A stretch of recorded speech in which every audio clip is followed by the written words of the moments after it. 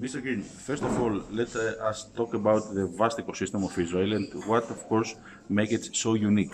So the ecosystem in Israel is very much unique comparing to other ecosystems around the world because you have all the players around the table, which means you have the academy, you have startups, you have investors, and you have the corporations, both from Israel, the Israeli corporations, and from overseas. And they are all collaborating. They are all speaking to each other. They are all sharing information.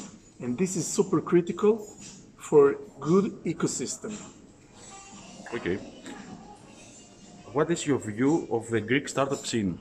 So I met quite many entrepreneurs during the last couple of days in Athens, and I was very impressed, very much impressed.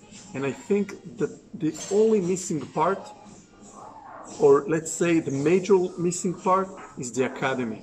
I think the academy should be a significant player in this ecosystem and collaborate with corporations and make the academy be a great platform to run hackathons and to encourage students to innovate and to be entrepreneurs and maybe even to run a specific faculty for entrepreneurship. This is super, super important. Another thing which I think would help the local ecosystem to grow is to make all leading corporations must have a board of directors around the board table, which is specified in innovation. This will bring a new commitment, an important commitment of corporation to innovate, and this will also send a very important signal to the entrepreneurs that there are great corporations here that are willing to take part and to adopt innovation. This is super important. Okay. In Greece, it is the time of beginning the first travel accelerator. Is Greece believed to have any capacity for growth in this sector? Absolutely. This accelerator for travel is a great initiative. It's a great first step and very professional. And I'm sure that really soon we'll see more and more initiatives around this space of travel tech. Greece has a lot to offer in terms of innovation in the area of travel. You have a major industry, very powerful industry of travel. And these travel players know exactly what's missing for them in this play, in this game. They know exactly what are their challenges. And once they will share these challenges with entrepreneurs, they will suddenly receive the solutions from the entrepreneurs. And you have a really huge economy around travel. So enjoy that. I mean, I can tell you that in Israel, we have only 4 million tourists. You have 30 million, right? And over 20% of the GDP is around travel. So if you want to keep it and grow, you have to adopt innovation. You have a great platform. Entrepreneurs are eager to run pilots with your people, your travel leaders. So it's a win-win and great opportunity. You're all in this accelerator? I help this accelerator and mentor and help in whatever they need. I'll be happy to bring all the experience we have in Israel, and not only in the travel space, but also in the open innovation. Interesting. And the last, in what other sector can you, in your view, invest in Greek startups?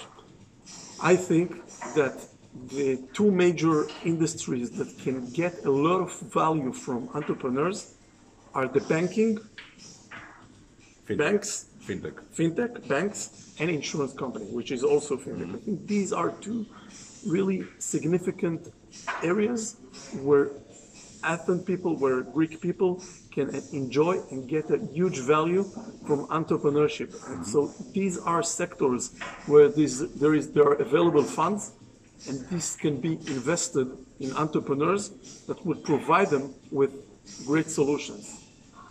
Can Israel help Greek startups in this sector, fintech or insurance? Of course. Israel is very, very strong. Israeli entrepreneurs are very strong in all these fintech, insurance areas. also providing great know-how in the technology of AI and big data analytics and others alike.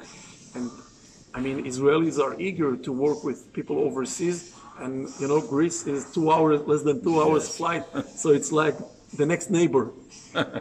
How many startups has Israel in fintech or insurance? Like Hundreds. hundreds. Over 500. So it's significant and it's growing. And I can tell you that there are many, many banks and insurance companies coming from overseas to look for startups in these fields.